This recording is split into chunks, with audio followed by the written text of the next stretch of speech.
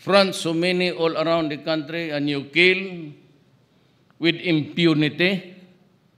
Sabi mo ako with impunity, pareho tayo gago.